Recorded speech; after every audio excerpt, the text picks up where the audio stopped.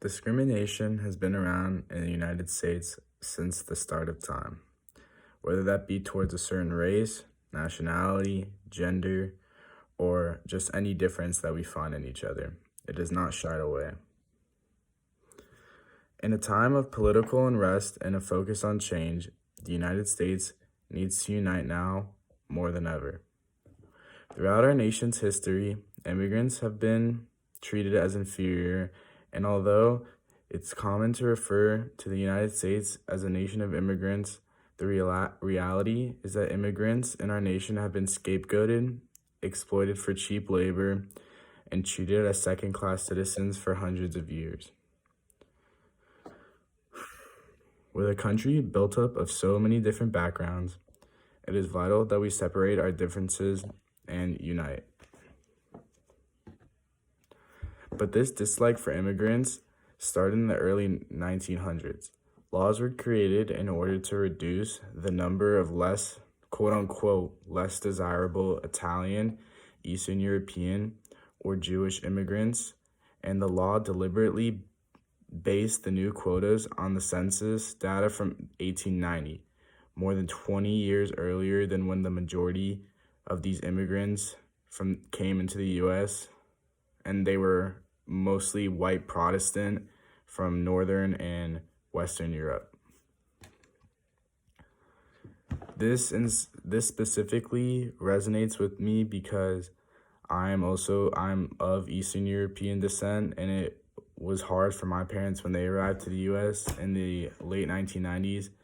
So it's really hard to imagine how hard it would have been for some of these people in the early 1900s.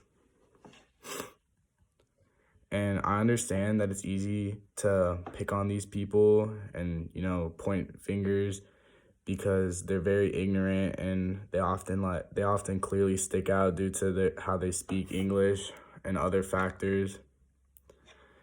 And I have firsthand experience of this because my dad, he's a generic immigrant, little Eastern European guy, thick accent, thinks he knows everything and anything. But trust me, my dad, these people, immigrants in general, no matter where they're from, they work 10 times harder than the next man to have the opportunity to live here and raise their children here, because they know that regardless, it's better in the end for them.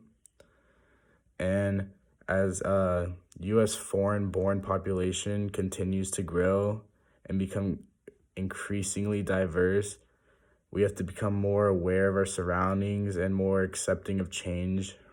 And we need to just kind of become aware that regardless, we have our differences, and that's never going to change, but we need to learn to love one another because of these differences. And the world, as I said, it's changing, it's evolving, never going to stop.